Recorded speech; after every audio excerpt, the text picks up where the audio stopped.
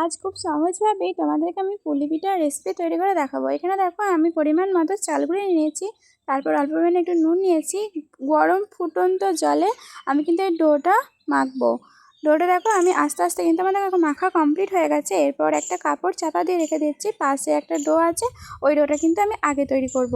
তো দেখো পিঠেগুলো কিন্তু আমি একে একে নারকেলের পুর দিয়ে তৈরি করে ফেলছি। তোমরা এভাবে দেখবে করবে, তোমাদের দেখবে অনেক সুন্দর হবে আর খেতেও কিন্তু অনেক মজা লাগবে।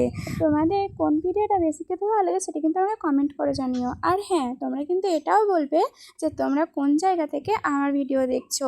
তোমরা যে আমাকে এত ভালোবাসা দিচ্ছ সেটা আমি কখনো ভাবতেই পারিনি যে তোমরা আমাকে এত ভালোবাসা দেবে।